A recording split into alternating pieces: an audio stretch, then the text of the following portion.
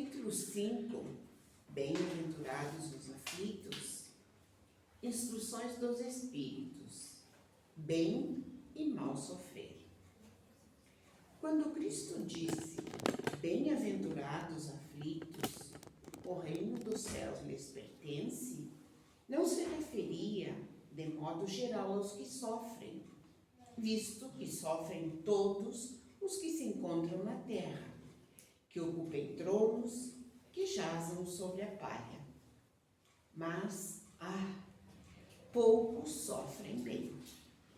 Poucos compreendem que somente as provas bem suportadas podem conduzi-los ao reino dos céus. O desânimo é uma falta. Deus vos recusa consolações desde que vos falte coragem. A prece é um apoio para a alma, contudo, não basta. É preciso tenha por base uma fé viva na bondade de Deus. Ele já muitas vezes vos disse que não coloca fardos pesados em ombros fracos. O fardo é proporcionado às forças como a recompensa ou será a resignação e a coragem. Mais opulenta será a recompensa do que penosa a aflição. Cumpre, porém, merecê-la, e é para isso que a vida se apresenta cheia de tribulações.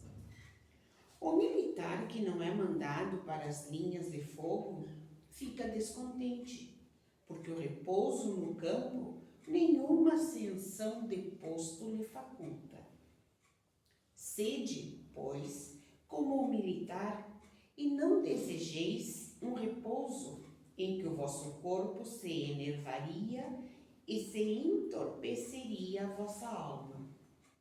Alegrai-vos quando Deus vos enviar para a luta. Não consiste esta no fogo da batalha, mas nos amargores da vida, em que, às vezes, de mais coragem se há mister do que num combate sangrento, porquanto não é raro que aquele que se mantém firme em presença do inimigo fraqueje nas tenazes de uma pena moral.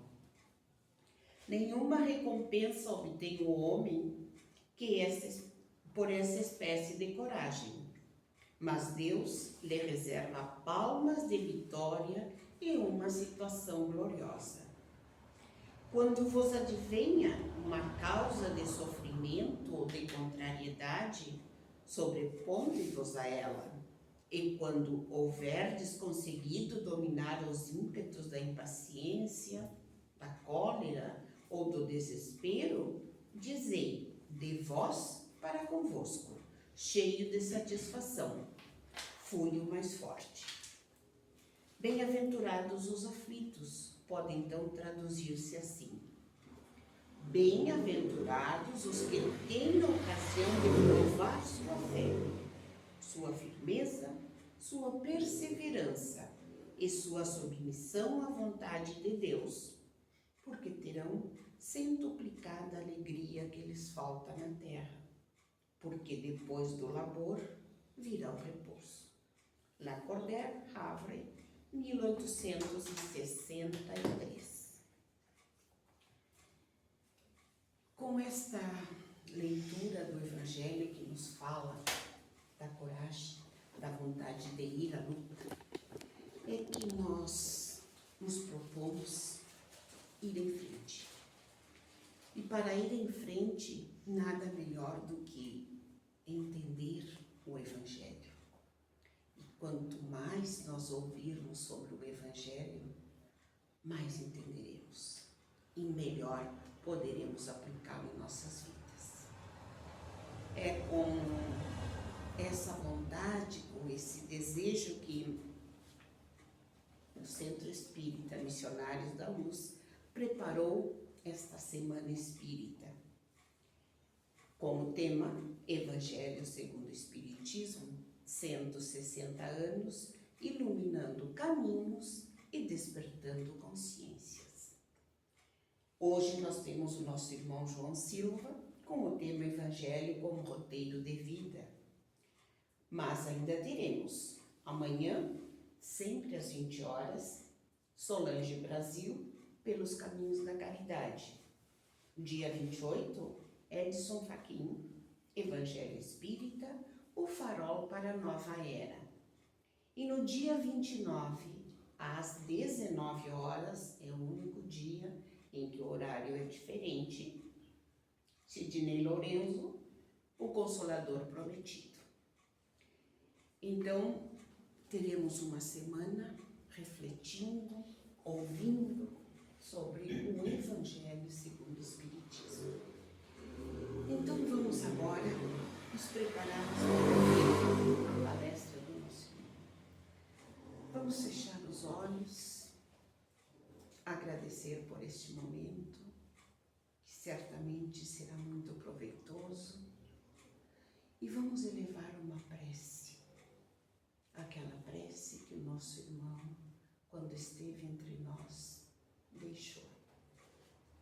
Pai nosso que estás nos céus, santificado seja o teu nome, venha a nós o teu reino, seja feita a tua vontade, assim na terra como no céu. O pão nosso de cada dia, dai-nos hoje. Perdoa as nossas ofensas, como nós perdoamos a quem nos tem ofendido. Não nos deixes cair em tentações, mas livra-nos de todo o mal. Que assim seja. Então, com esta prece, nós damos as boas-vindas ao nosso irmão João Silva. Que a luz esteja contigo neste momento, como sempre. Obrigado.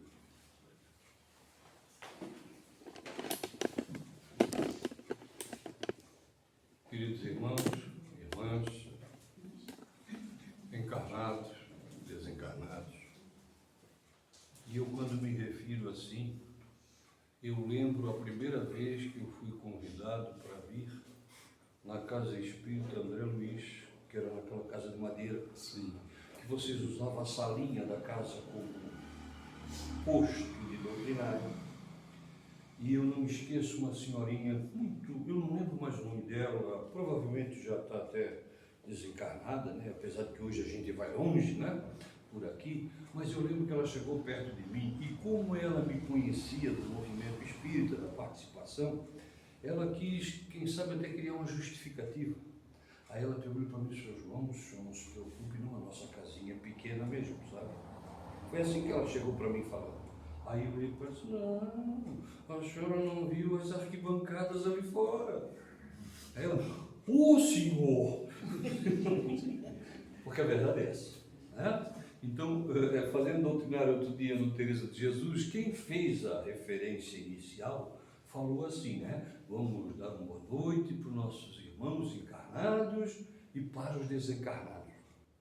E aí eu estava sentado, e eu sou Joãozinho, não custa nada, eu estava observando, não tinha uma cadeirinha vazia, porque o local ali, cada duas casas, terrenos ali naquela região, transformou-se num prédio. Então, o quantitativo populacional ali está estourando qualquer etapa. Então, aquela casa, ela tende a estar sempre, não só as casas religiosas em volta ali, que eu venho, quando vinha lá do Estreito, tudo lá, eu passava, estava lotado aqui, estava cheio ali, tem carro para tudo quanto é lá. Mas há de se compreender que não chega a 2% do quantitativo populacional que frequenta a casa religiosa. Não. É pouquíssimo ainda. A busca é pequena em geral. Mas eu brinquei com ela, né? E aí eu olhei para dentro do salão do Teresa de Jesus, do Centro Espírita Teresa de Jesus, e eu não vi nenhum lugarzinho vazio, desencarnado sentado. Isso não tinha? Aí eu lembrei da arquibancada lá fora, né? Então a gente sabe que nós aqui estamos, e que muitos irmãos desencarnados, que são trazidos pela proposta dos assuntos, das temáticas, eles não se assentam aqui. Todo o processo se expande, né? Tá? E aí, e até adultos, por que não dizer adultos, são onde a palavra vai longe, e lá estarão também em alguns lugares irmãozinhos ouvindo. coisa interessante de lembrar é quando se fala do Evangelho. Eu vou aproveitar, tem uma hora, né? Sim. Interessante. Lá no Campeche tem uma casa espírita lá que me convida de tempo em tempo, e ele sempre uma hora. E no primeiro dia no segundo dia que ele me disse uma hora, eu até esqueci. Estou acostumado a ir no limite de 45 e tal. E quando eu encerrei no 45, ele veio bem pertinho de mim e disse: já que o senhor João não usou o tempo todo, agora nós vamos fazer pergunta para ele. E aí eles começaram a fazer perguntas e nós fomos trocando ideia, né? A última vez eu fiz, mas eu parei 9 horas em ponto e eu terminei. Aí ele chegou para mim e disse: o senhor pode ficar mais um pouquinho, porque esse relógio está adiantado. Então é brincadeira. Eu gosto de combinar a gente descontrair, porque o Evangelho é descontração, sabia? O Evangelho é aprendizado. O Evangelho é utilização de recurso no dia a dia de nossas vidas. E aí eu vou começar. Você entregou um papelzinho aí? O que significa aquele númerozinho? Concorre um carro. Concorre ao Evangelho, viva o Evangelho. É isso? O Centro Espírita Antônio de Pádua hoje não faz mais. Mas desde muito tempo, do Lotarino, então, eles sempre faziam isso. E nós tínhamos tema livre naquele dia. Tá? Que hoje eu nem gosto tanto. Eu prefiro que ou peça um tema ou me digam um tema. Mas naquela época era tema livre. Como ele fez a distribuição e eu sabia qual era a intenção, eu levantei e fiz a seguinte pergunta: gente, quem tem Evangelho em casa? E foram diversas as pessoas, levantaram o braço, né? Aí eu perguntei: aonde? Na mesa de som. Porque aí um disse assim: eu tenho no porta-luva do carro, na estante lá de casa, naquele coisinha que tem no lado da cama lá, né? Que o nome bidê também serve, sabia? Que antigamente chamava assim, mas bidê aí acabou caindo para o outro lado, né? Acabou caindo para o outro lado, né? Mas é o criado mudo, né? E aí foram dizendo, pois é, mas é esse o Evangelho que a gente deve ter? Porque o Evangelho precisa ser lido, precisa ser esclarecido, mas principalmente a proposta de ter o Evangelho em casa é a vivência dele.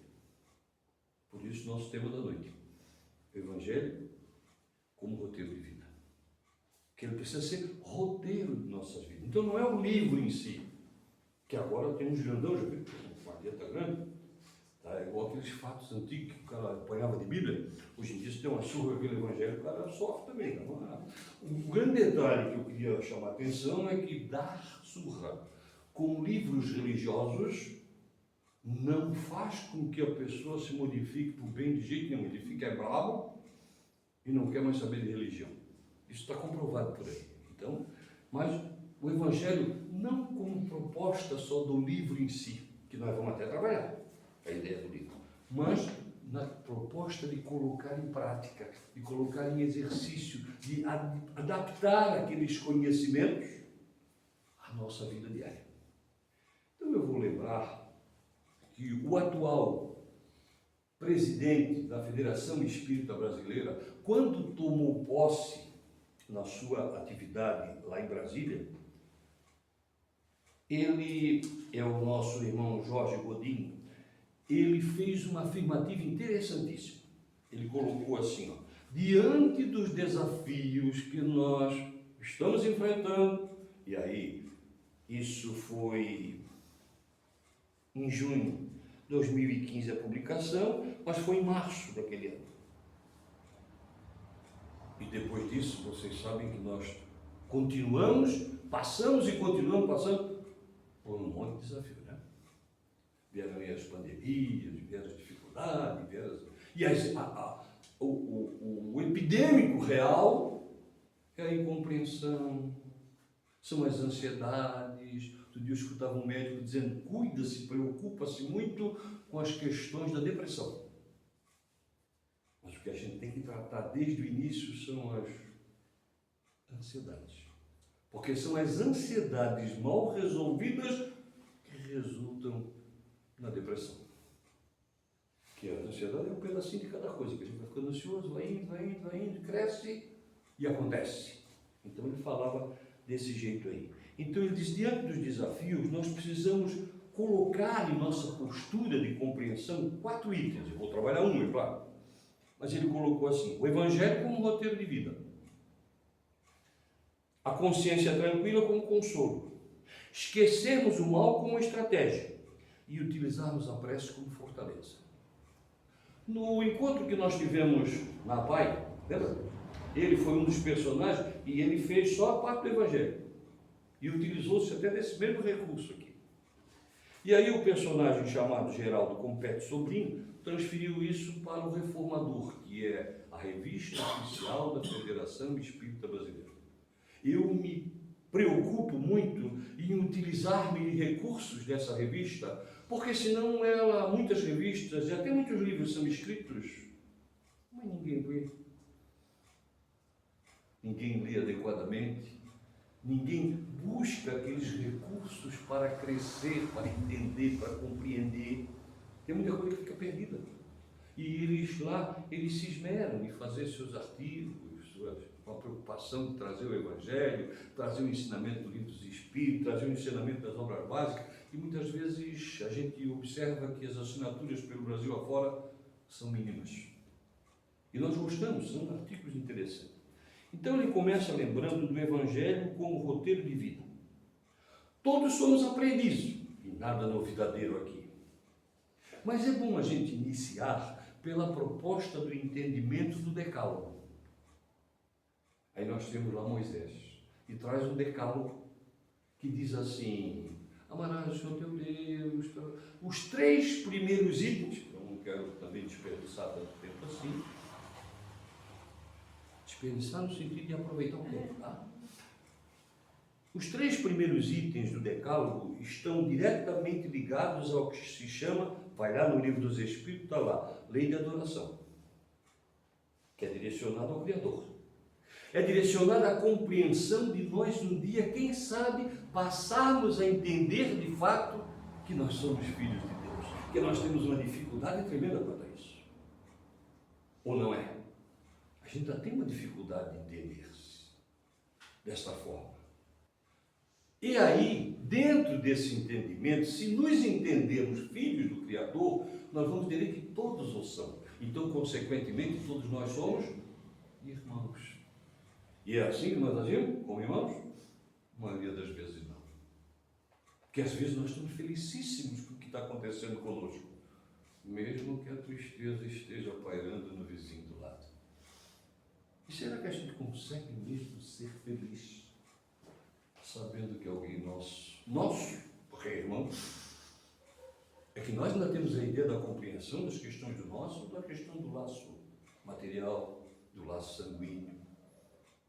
E esse é temporário, é momentâneo, é aprendizado, enquanto que o outro é o laço vitalício que a gente chama, o laço da irmandade espiritual. Então, os 3 primeiros itens. Os outros 7 itens estão caracterizados diretamente com o próximo. Não matarás, não roubarás, não cobiçarás, não faz isso, não faz isso. É ou não é? Totalmente voltados para o próximo. E dali nós começamos a ter uma retomada de entendimento, a população, a humanidade, do que significava leis divinas.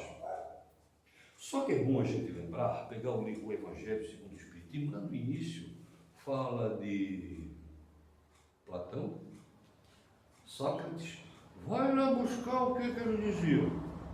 Não tem nada diferente dos ensinamentos do Evangelho, da proposta da irmandade, do querer o bem do próximo, precisar fazer o bem do próximo, está tudo lá. Porque eram espíritos que vinham preparando ao longo dos séculos a presença do amigo Jesus. E quem sabe, né? Encarnações diversas, aí a gente não vai nominar, porque não... tem muita gente até errando nisso, né? Que diz, não, aquele ali foi o fulano lá atrás, o outro foi... E tem uns que não foram. É muito fácil a gente ficar. Mas não é essa a preocupação. Porque até eles não estão preocupados com isso. Eles estão preocupados com a sequência do ensinamento, com relembrar dos ensinamentos. Então, gente, quando a gente vai falar sobre esse tema, aí a gente começa a lembrar Jesus. Porque não há como lembrar Evangelho distinguindo ou tirando a figura de Jesus. Foi o grande evangelista de todos os tempos. E aí ele pegou o Decálogo, pegou os 3 primeiros itens e resumiu dizendo: amai a Deus sobre todas as coisas.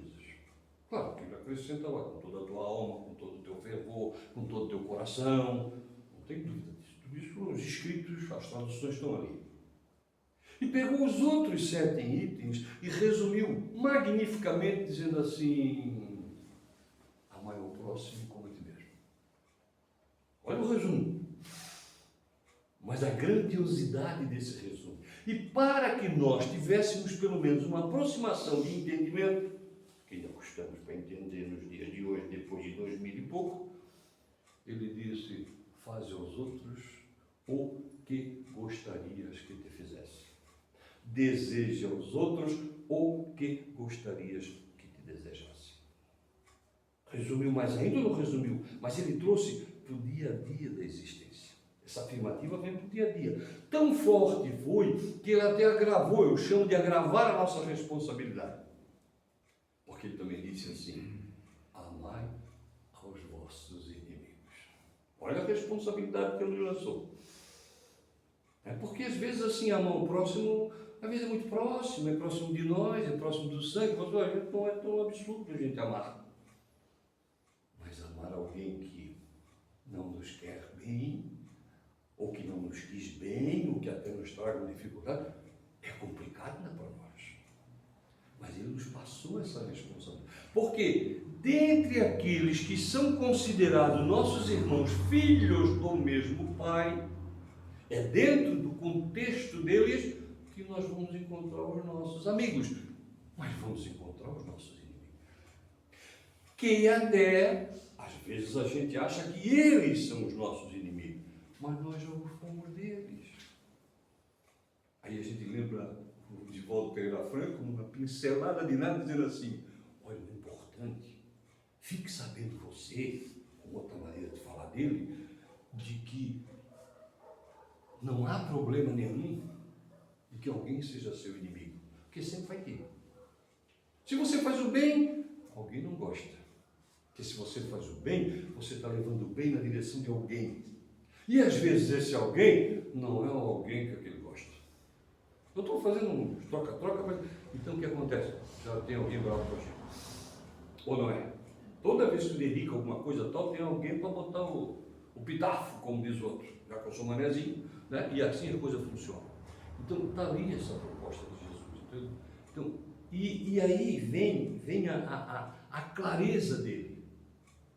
Vem a clareza dele.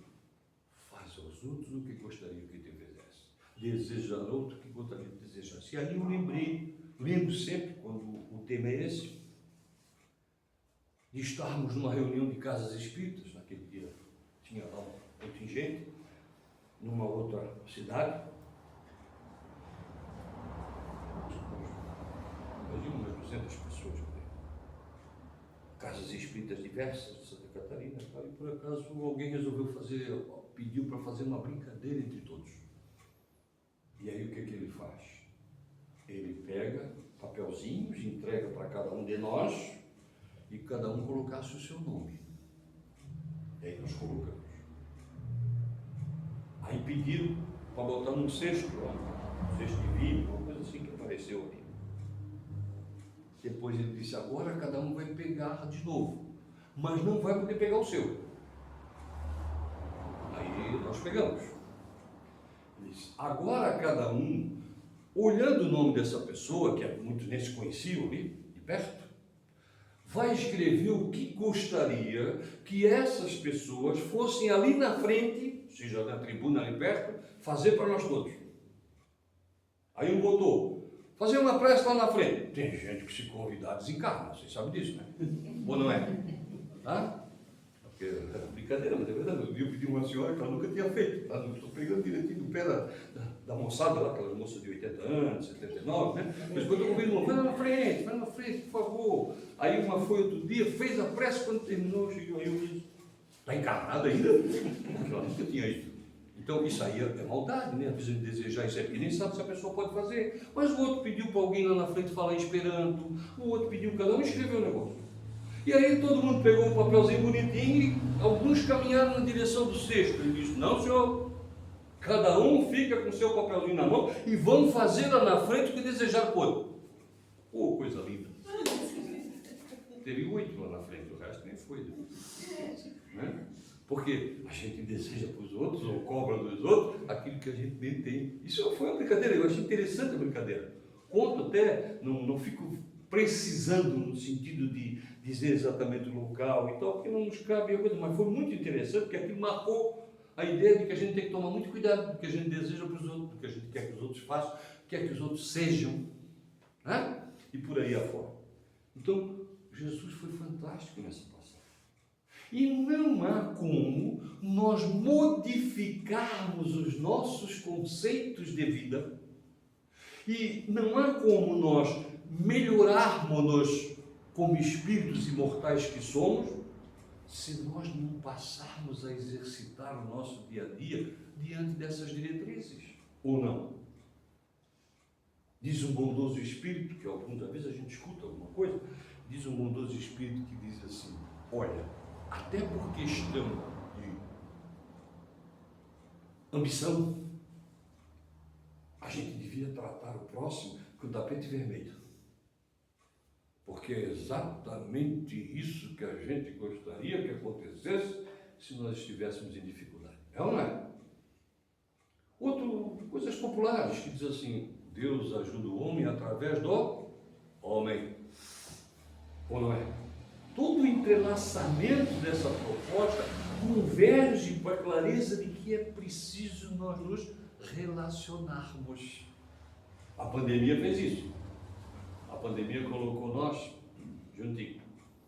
Tirou-nos o direito de utilizarmos-nos de desculpas para não estar em casa. Ah, eu sei, tinha desculpa que é válida, não tinha que trabalhar, não tinha que estudar, não estou discutindo isso.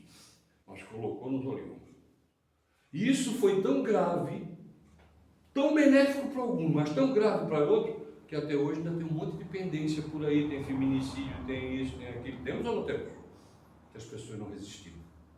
Eu brinco com a minha companheira de 46 anos e digo para todo mundo que às vezes, também lá em casa, tem dia que quando um passa pelo outro, os cabelinhos do braço levantam tudo assim, atritou. Ou não é? Se alguém não tiver isso, me conta. Eu preciso desse recado ali fora para saber como é que eu vou agir diferente. Mas é verdade da gente. Tem dia que a voz... Eita, que nervoso. Ou não é? Eu lembro um senhorzinho que ele entrou na fisioterapia e todo mundo, meus parabéns para o senhor, não sei o quê, eu soube aqui que o senhor fez 50 anos de casado. Aí ele só deu um sorrisinho, foi lá, botaram aquele aparelhinho no tênis, né, que a gente chama, né? Em mim também, e eu fiquei de frente com ele ali, porque era na mesma mesa, ficamos ali. E ele quieto, meio assim, encabulado, pegou e disse, o que houve, senhor? Mas enche a paciência da gente. 50 anos. Aí no outro dia eu fui perguntar para ele, que enche tanto? Eu disse, eu já estou com idade.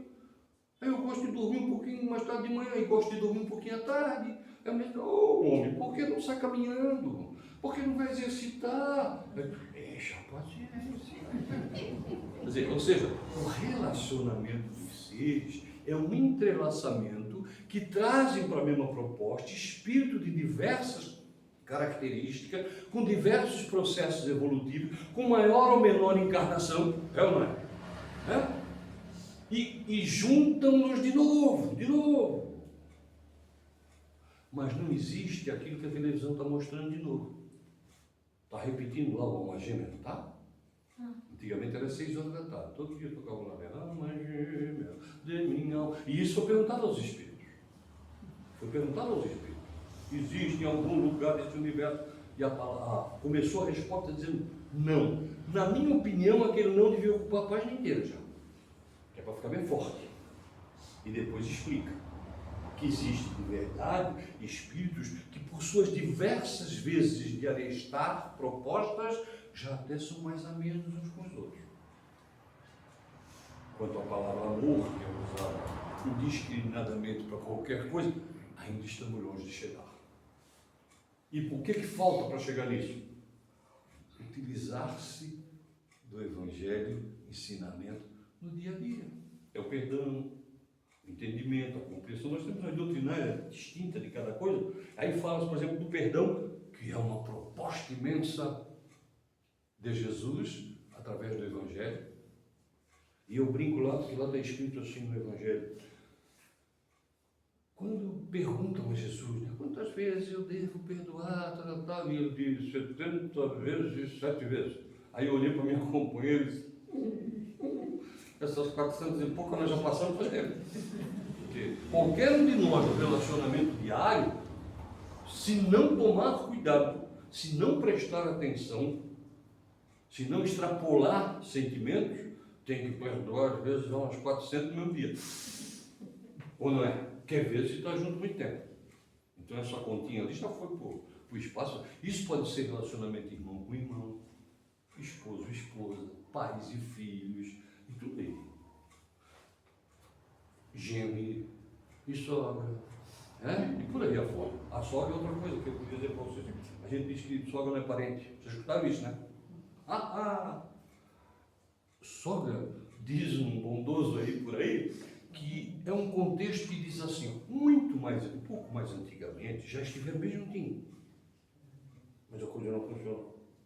Agora tem que vir de longe de novo, tem que vir aproximando de novo. Porque se não fosse na mesma casa, na mesma coisa, talvez não dê certo. Entendeu? Então tem que vir de novo. Então afastam-se determinados espíritos, determinadas horas, e vem por convergência de ideais e necessidades dos mesmos famílias, só que um pouco mais distante, para não ter que ficar na mesma casa todo dia. Ou não somos nós? Então, eu sempre chamo a atenção assim, né? Quando um casal começa a se conhecer, a gente costuma olhar para eles assim, só aparecem 2 pombinhos. Eu fico rindo disso, que a gente faz uma avaliação, né? Aí diz, porque agora, não, esses daí se amam. Os espíritos dizem, não, são paixões direcionadas. Então, na verdade, eles estão apaixonados, que é diferente, que depois pode resultar, né, em N situações. E aí, Allan Kardec Bosco de Melo, presidente da Federação há algum tempo atrás, escreve lá uma obra, tem pequenininho lá em casa, ainda digo cobrinha porque ela é fininha, Palavras Amigas.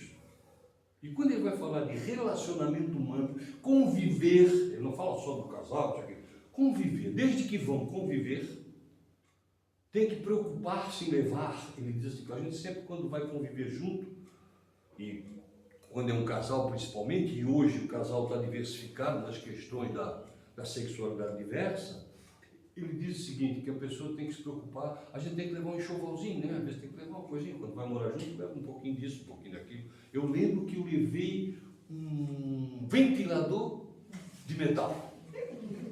E a minha esposa levou um aparelho de som. Só. O resto a gente teve que se virar. E ele diz que tudo isso faz parte de um contexto. Antigamente ficava lá bordando, arrumando as coisinhas e tal, né? Mas ele diz que 2 coisas a gente tem que levar. Doação, um grande baú de doação, um caminhão daquele grande, de doação, e o outro caminhão, renúncia. E doação, não precisa olhar em livro espírita, nem religioso nenhum. Vai lá no dicionário, lá está dizendo assim, doação é dar sem esperar nada em troca. E renunciar é abdicar de gostos, paixões, quereres particulares ao benefício do todo. E para fazer isso, só exercitando o Evangelho. Porque é o faz aos outros que gostaria que te fizesse, deseja aos outros que gostaria que desejasse. É ou não é? Está tudo ali, está intrínseco, está lógico naquilo ali. E a gente tem uma dificuldade extrema de exercitar.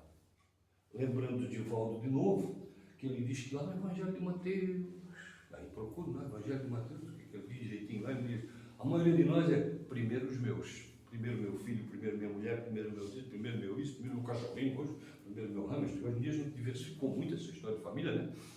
Mas é primeiro os nossos, ou não é? Mas não devia ser, porque os nossos também são os outros. e de uma família muito mais universal. Aí lembra Jesus. Parece uma incoerência, depois nós vamos comentar aqui rapidinho, mas parece uma incoerência quando Jesus disse lá, né? Sua mãe, seus irmãos, ele disse, quem são minha mãe, quem são meus irmãos? Eu não tenho isso. Foi incoerente, parece que ele desdenhou, né? Ele foi muito claro com os ensinamentos. Depois nós tocamos de novo nisso aí. Mas só para lembrar, então, é preciso exercitar o Evangelho, colocar em prática, conviver com ele. Outra coisa interessante do Evangelho, e aí nós vamos lembrar que nós, espíritas, podemos dizer que temos uma felicidade, não é orgulho, por favor, mas uma felicidade extra. Porque além de tomarmos conhecimento através dos fatos bíblicos, mas principalmente do Novo Testamento, que ali está Jesus, tem religião que nem chega ali, está lá, só nos antigos, né? Cheio. Nós tivemos a felicidade de recebermos um evangelho junto com um glossário ou um dicionário. Então eu só queria conjugar isso aí para lembrar a importância dos 160 anos do Evangelho segundo o Espiritismo, lembrando, e vocês vão saber, claro, todo mundo vai lembrar, que o Espiritismo surgiu em abril de 1857. 18 de abril de 1800, com nominatas diferentes, com roupagem diferente, depois foi mudando até encaixar-se ali. Mas o que está escrito lá é interessante a gente saber qual é a síntese, que diz assim, ó, imortalidade da alma, a natureza dos espíritos, suas relações com os homens, ou seja, com os encarnados, leis morais, vida presente, vida futura, por vir da humanidade. Aí diz assim, segundo os ensinos dados pelos espíritos superiores com o concurso de diversos médios. Claro, recebidos e coordenados por Hipólito, Leão, Denisard, Revival, que vem a ser o nosso conhecido Allan Kardec. Filosofia pura, filosofia espiritualista, que muda totalmente a nossa maneira de pensar e que busca nos trazer as respostas que nós tanto fazemos e ainda não temos compreensão. De onde eu vim, para onde eu irei, por que aqui estou. Aí vem outras perguntas, chaves. O doutrina espírita faz umas perguntinhas interessantes, mas são nossas de espíritos que dizem assim, por que uns nascem pobre, outro rico? Por que uns nascem doentes e outros são? E até tem uma perguntinha capciosa, que diz assim, por que às vezes uma pessoa que é até um pouquinho má sofre menos do que um que é bom? Temos ou não temos isso? De monte. Então, essas perguntas, às vezes, elas nos criam indignidade, inclusive. É igual a historinha lá dos últimos serão os primeiros. Me desculpe, tá, gente? Mas se vocês disserem que não sentiriam nada de trabalhar um dia inteiro e o outro trabalhar 1 hora e ganhar igual, você me desculpa, vocês estão fora da casinha. No mínimo, a gente ia dizer, porque é incompreensível até. Mas aí vem a explicação de que eles ficaram lá esperando, tiveram lá, só não foram assalariados. Então, eu só queria colocar essa para ver como a gente precisa entender e compreender o Evangelho. Aí é claro que precisava da filosofia partir para a lógica de dar-nos o conhecimento daqueles que lá dizem que seriam diversos médiuns, que até aquela data não tinha esse termo, eram as pitonisas, os X, os isso, tem uns nomes de todos lá do Egito, até os nomes diversos, né? Os iniciados e tudo aquilo lá. Aí vinha lá médios intermediários e precisava surgir. Então, esse 1857, esse 1861 está lá. Ensino especial dos espíritos sobre a teoria de todos os gêneros de manifestação, ou seja, da comunicabilidade entre os chamados mortos e os chamados vivos, os meios de comunicação, o desenvolvimento dessa faculdade, que é a mediunidade, dificuldades e tropeços que se podem encontrar na prática do espiritismo, ou seja, no concurso da mediunidade, que tem, né, gente? Tem. E aí diz assim, constituindo o segmento de O Livro dos Espíritos. Precisava trazer. Aí trouxeram a parte científica. Começaram a juntar a filosofia com o cientificismo. E o mais interessante é que aí começam as dúvidas. Espiritismo é ciência e filosofia. Tem gente que só diz isso. Ainda hoje. A incompreensão ainda é tão grande que ainda é dentro do nosso meio, tá, gente? Porque Kardec não escreveu lá. Escreveu especificamente dizendo que o Espiritismo não era mais uma religião. Isso estava escrito. Não era mais uma. E aí o pessoal não entendeu ao contrário, está lá. Então, aí tem ciência e filosofia. Mas nós aprendemos devagarinho que alguns conceitos da doutrina espírita, um diz assim, ó, o Espiritismo é uma ciência nova, que vem demonstrar de maneira irrefutável a possibilidade, eu vou usar a palavra mais minha mesmo, da comunicabilidade entre os chamados mortos e os chamados vivos. Ele vai trazer o fato científico, o fato da proposta. Mas tem uns espíritos que acrescentaram assim, é ciência, filosofia de consequências religiosas. Mas que consequências são essas? Porque não adianta a gente aprender de vida imortal, não adianta a gente entender que a vida continua, não adianta a gente falar de processo reencarnatório, se a gente não compreender que tudo isso tem como ensinamento a proposta de modificar os nossos hábitos no dia a dia. Por exemplo, saber-se mortal muda ou não muda nossos pensamentos, nossos sentimentos e as nossas obras? Totalmente. Porque se não assim fosse e assim não entendesse, continuaríamos fazendo, ou seja, não aproveitar tudo que aparece, porque só tem essa, ou vamos destruí-la, porque afinal de contas não tem nada depois. Então a gente vai modificando nossos princípios. E a gente precisa até aprender, e tem um livro que se chama Nossos Filhos Também São Espíritos. Porque às vezes a gente esquece disso, eles são diferentes da gente, é uma barbaridade. E a gente quer que eles sejam igual a gente, fazer como a gente quer. Isso é outro estágio, são outros períodos. A gente não fala de geração, a gente diz, poxa, é diferente da nossa, que não é mal. Né? Eu lembro de um pastor, e eu gosto de ouvir pelo que ele coloca, não pela afirmativa religiosa dele, mas ele disse, pois às vezes a gente diz assim para um filho, né, com todo respeito, mas diz, filho, não dá para me ajudar aqui? Ele diz, depois, mas ele não estava fazendo nada. É geração. Isso aí são gerações, são mudanças de hábito no tempo. O tempo é diferente do nosso. São outras almas, com outras, assim, com outras perspectivas, mas também com outras prioridades.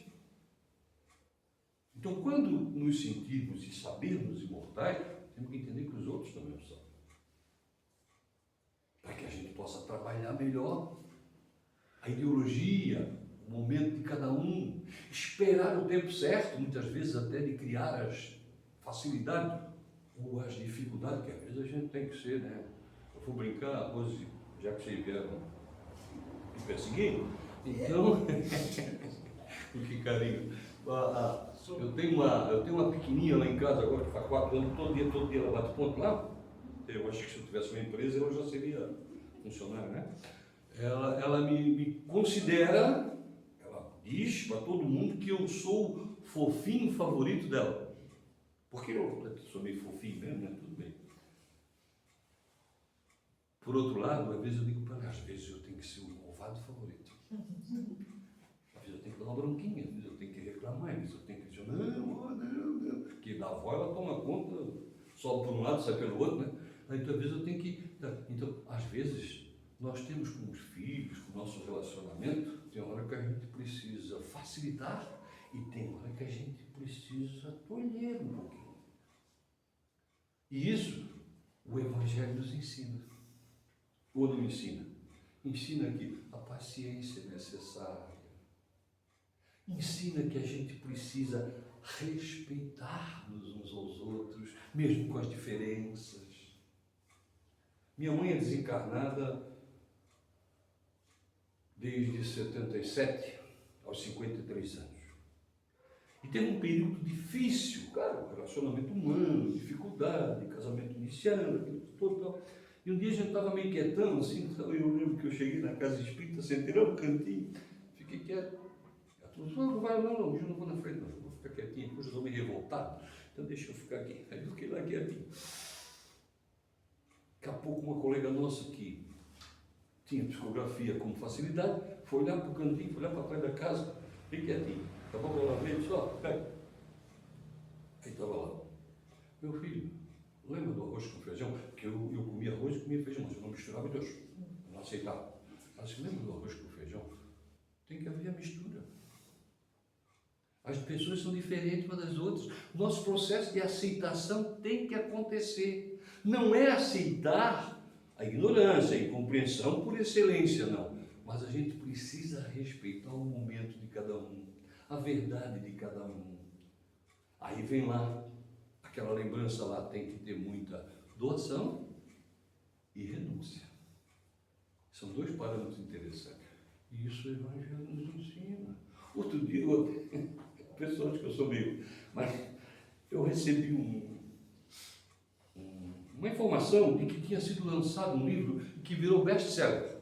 Vocês sabem o que é? É aquele livro que vende os bombotões. Eu fui dar uma olhadinha lá, mas isso tudo Jesus disse para nós há 2000 anos atrás. O cara botou lá que a gente deve relacionar-se bem um com o outro, deve fazer isso, deve fazer aquilo. E aí o pessoal comprou aquele livro como se estivesse comprando água no deserto. Aí eu disse para minha mulher, eu não vejo eu comprando o Evangelho como, né, como best-seller. Embora seja um dos livros mais vendidos na lógica espírita, Maria. Mas aquele livro aí, aqui não tem nada novo, aqui tem tudo que está lá. Só que ele adaptou para a questão da autoajuda, né? Só que eles adaptam e aí o livro virou best-seller. E nós já temos best-seller de todos os tempos. Por isso que eu lembrei lá o Platão, o Sócrates, que eram personagens que vieram naquela equipe lá. Então, gente, o Evangelho é uma necessidade. E aí, precisava, e aí eu vou lembrar um colega meu, para não dizer, que fazendo uma doutrinária outro dia sobre os 160 anos do Evangelho, ele disse assim, interessante, que as passagens evangélicas de Jesus já existiam. Tem um Novo Testamento. Tem ou não tem? Está lá. Precisava um outro evangelho? Olha o que ele colocou para depois conversar, tá, gente? Mas ele colocou um questionamento que eu achei super interessante. Então, ciência, filosofia. Mas precisava dar cumprimento a uma conversa de Jesus nas suas despedidas diversas, que não foi uma só, ele conversou com os apóstolos diversas vezes, quando estava próximo de deixar o corpo. E numa das conversas, eu também não vou pegar lá agora todas as frases direitinho, tá? Mas ele teria dito com clareza assim, se me amais, guardai os meus mandamentos. Eu pediria ao Pai, o resumo que estou fazendo, eu pediria ao Pai que vos enviará o Consolador prometido, que vocês não conhecem, mas que habitará entre vós, e vos relembrará tudo o que vos tenho dito e muito mais.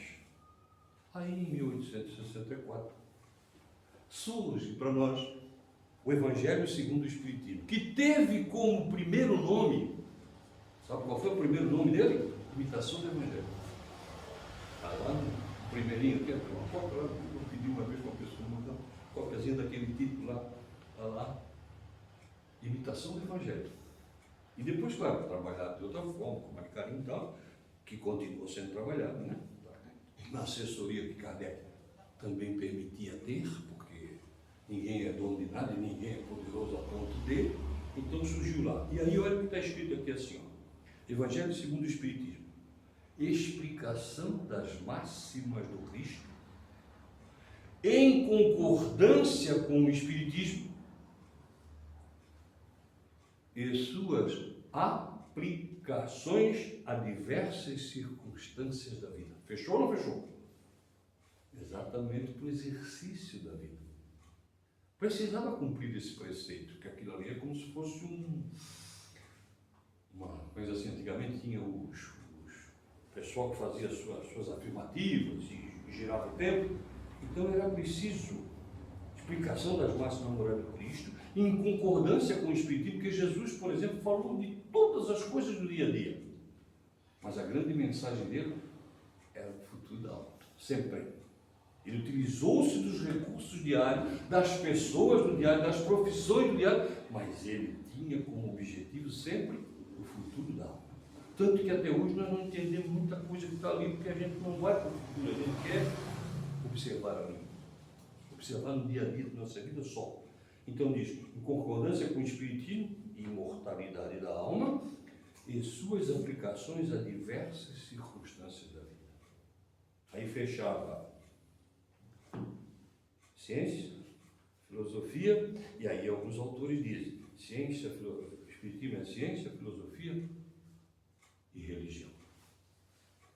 Que muitos de nós ainda ficamos em dúvida se é religião, sabiam disso? Nas escolas, o pessoal ainda diz que não é. Eu tenho um filho que hoje, com 43, que um dia chegou na escola, tinha 3 anos, a professora chamou todo mundo e disse, escuta, qual é a religião de vocês? Aí ele disse, sou católico, outro isso, outro aquilo. E o bobinho lá levantou o dedinho. Espírita. Até meio rolo, que não fazia direito. Aí ela disse, não senhor, espiritismo não é religião. Ele baixou a cabeça todinho. Se fosse hoje, com a filha dele, com 4 anos, no mínimo, e eu sei que faria isso, ela ia perguntar, por quê? Mesmo sem saber o detalhe, porque hoje em dia eles são mais espertos que a gente, né? Tá? Mas lá com 43 anos atrás, né, ele pegou, só olhou, baixou a cabeça quietinho. Aí depois eu chamei a colega lá, sentando nós dois, perguntei se ela já tinha lido alguma coisa de espiritismo, se ela já tinha tido, alguém tinha conversado com ela, se alguém tinha passado alguma informação. Não, absolutamente não. Eu digo, como é que tu pode afirmar uma coisa dessa? Nosso canal de televisão mais forte, um dia fez um programa que se chamava As Religiões. E num belo dia, eles foram ao terminal lá, que não era aquele, o antigo lá, e começaram a entrevistar as pessoas que passavam sobre religião e tal. E surgiu uma pergunta, não sei se capciosa ou não importa, mas eles começaram a perguntar para as pessoas se espiritismo era religião. E algumas respostas vieram, mas uma me chamou bastante atenção, porque teve uma pessoa que disse assim, não, em absoluto, não está na Bíblia. E aí a gente se pergunta, tem alguma religião caracterizada na Bíblia?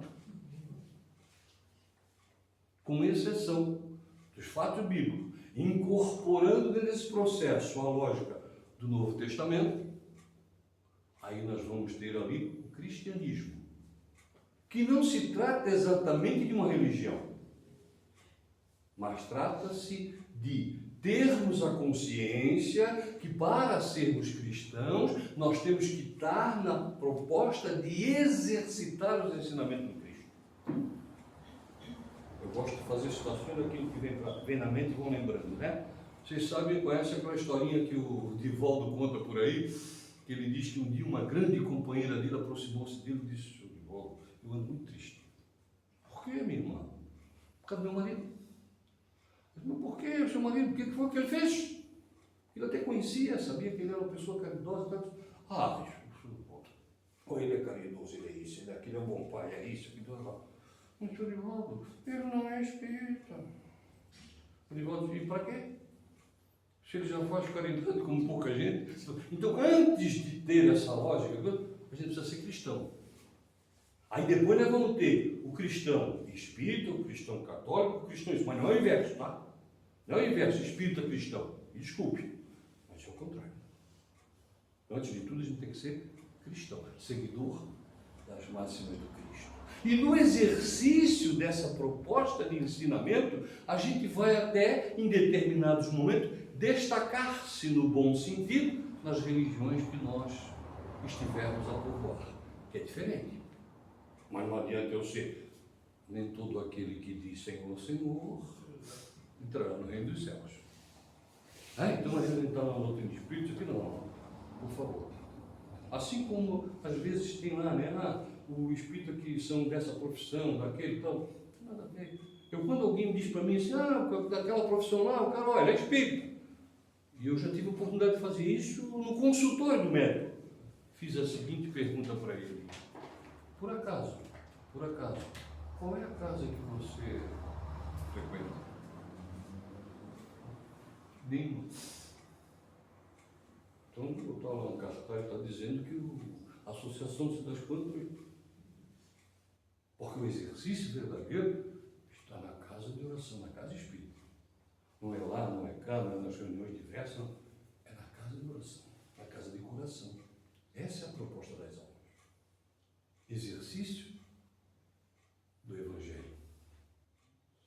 Então, gente, devagarinho, a gente vai lembrando sempre a importância desta obra, embora tenha caracterizado as outras, que todas o são, mas para que juntasse, aproximasse, religasse, porque religião é religar, não é a história dessa ou daquela, é religar-se.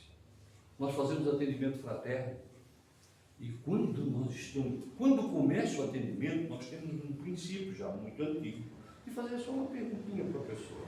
E qual é a religião que você está chegando aqui? Absurda essa pergunta? Não. É porque aí vai me criar uma facilidade maior de que termos eu devo usar para aquela pessoa. Porque não adianta eu chegar para ela e dizer, não, hoje eu morro, isso, eu quero tal. Calma, vai devagarinho. A pessoa nem acredita no... Como é que vai acreditar no resto? Então vamos com calma, vamos trabalhar no nível que se possa. E mas muitas vezes a gente perguntou e as pessoas dizem, nenhuma. E tem ou não tem? Está cheio de gente por aí que não tem nenhuma característica religiosa consigo. Nenhuma. Isso é triste. Um colega meu ligou e disse, pô, João, eu fui saber agora, depois desses anos todos, que já até é grande o cara, que o meu sobrinho não tem religião nenhuma como formação. Eu já saí atrás do meu irmão, brigando com ele. Mas tem. Outra coisa, pergunta que pode se fazer tranquilamente no meio da conversa, assim, tens orado? E muita gente responde, faz tempo. Verdade ou não é? É como aqui, nós viemos a uma casa de oração. Eu digo que aqui nós fizemos hoje a melhor escolha. Porque nós podíamos ter ficado nos nossos pseudos afazeres. Afazeres que depois nós poderíamos fazer, mas que nós priorizaríamos se ficássemos lá. Mas tudo dá para fazer depois, tá? Vou ter que dar um jeito na casa, eu tenho que fazer isso, eu tenho que fazer aquilo. Quero ler um livro, tudo isso dá para fazer depois. Então a gente fez a melhor escolha. Certo? Então, o processo do Evangelho é exatamente essa conjugação de proposta. E aí eu vou lembrar, meu amigo, que tem uma historieta muito antiga, que um determinado espírito comparecia a um trabalho mediúnico da casa espírita, mas ele era simples, ele só chegava através do médium e dizia assim, amanhã a Deus sobre todas as coisas. E pronto. Cessou. Isso ele vinha fazendo há um tempo. Como nós somos ansiosos, o coordenador na sua ansiedade, diz assim, puxa, esse espírito só diz isso. Eu não podia trazer uma outra. E disse, vou me preparar. E na sequência disso, na outra tarefa, o espírito veio e disse com simplicidade,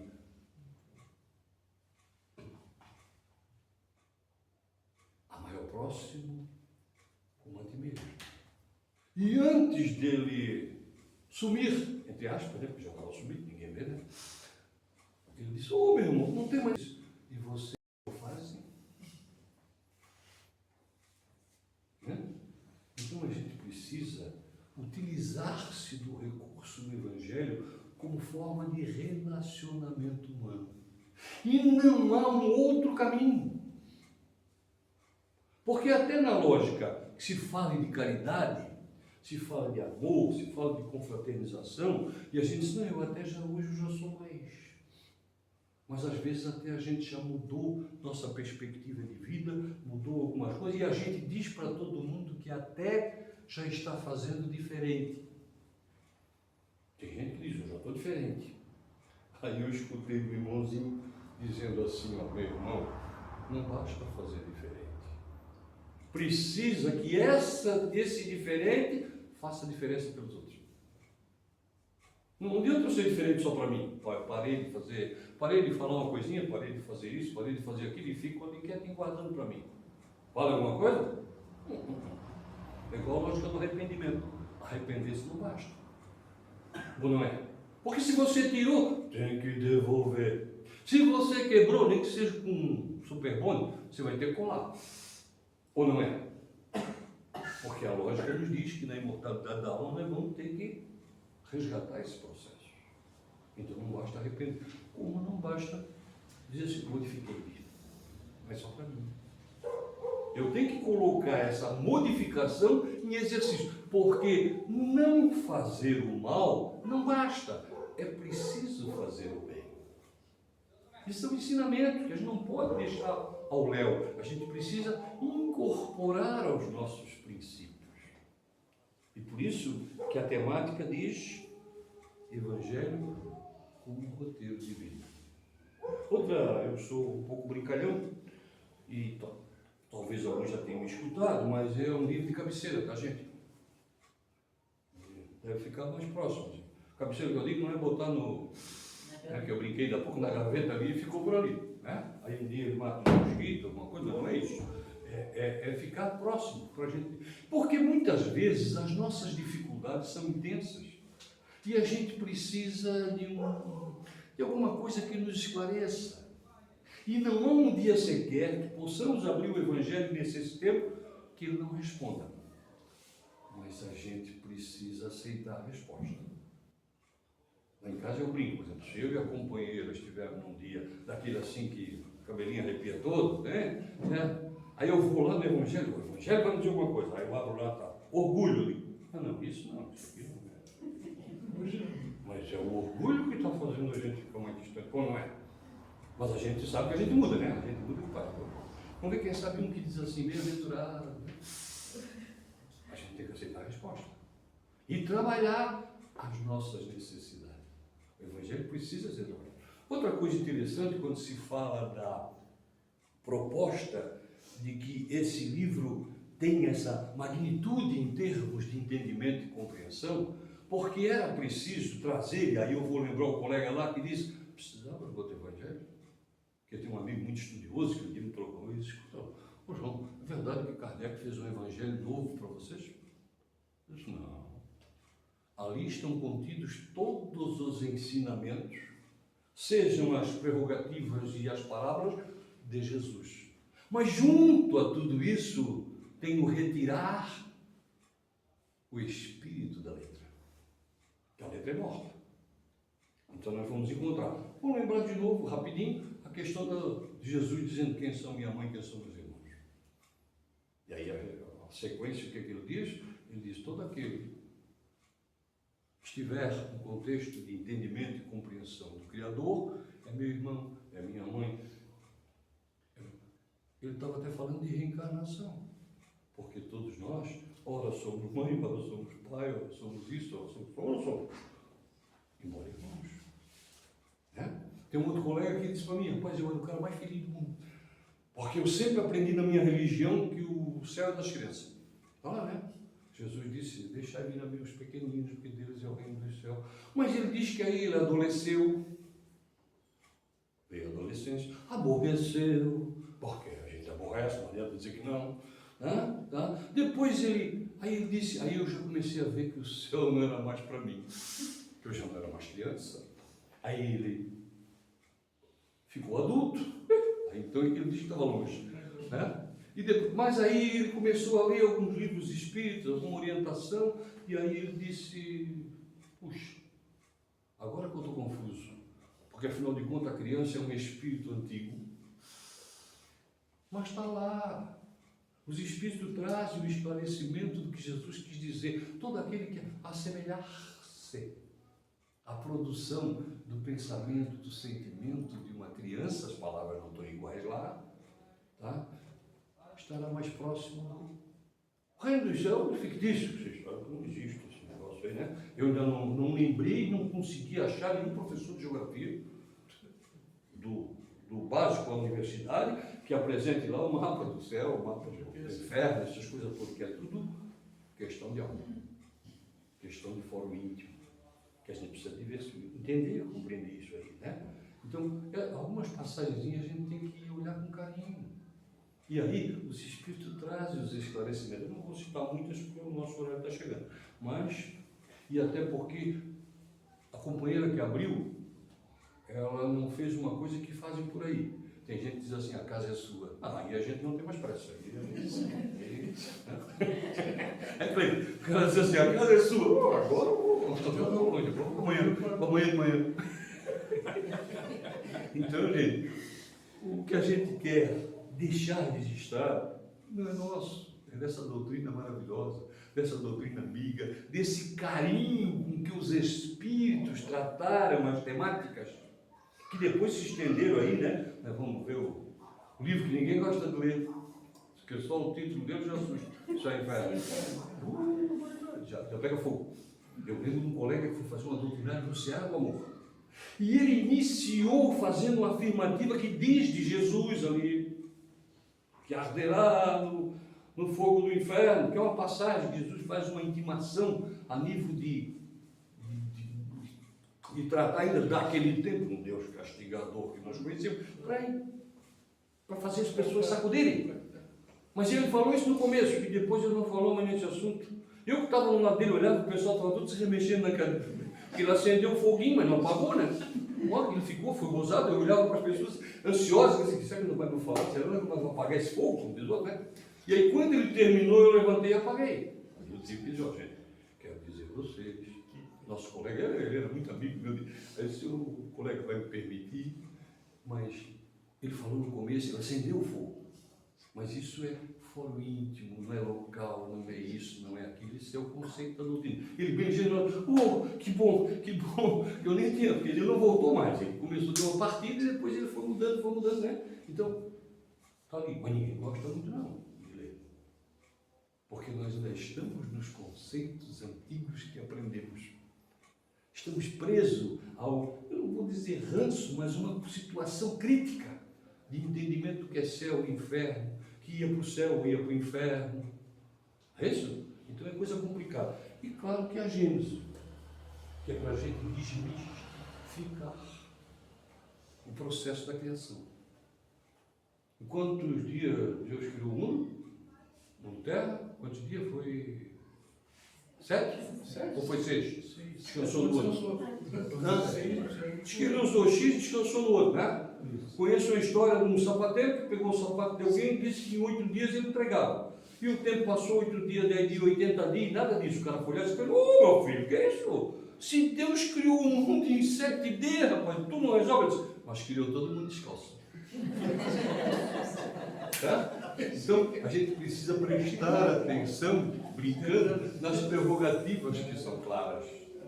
Né? Então, gente, essa proposta evangélica que veio traduzir os ensinamentos de Jesus, veio criar condições de nós entendermos melhor, certo?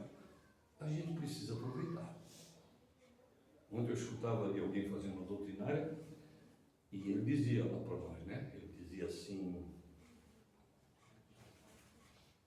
que a gente precisa entender, esclarecer-se cada vez mais, porque aí a gente tem a lógica de estar realmente se sentindo e participando do que é efetivamente a doutrina espírita. É uma doutrina do raciocínio.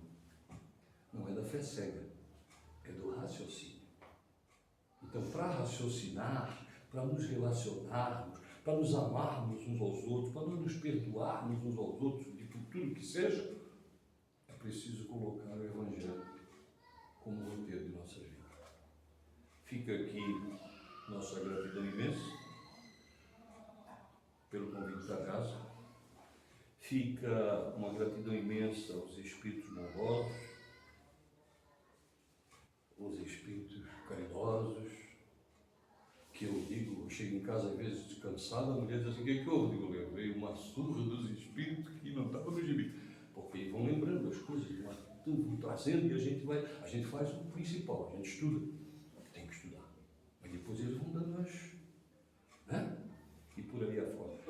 eu sempre gosto de fazer isso. Eu queria agradecer muito rostos que eu já conheço, talvez alguns que eu não conhecia, e olha que eu sou bom fisionomista. Eu queria agradecer pela paciência de vocês, de ter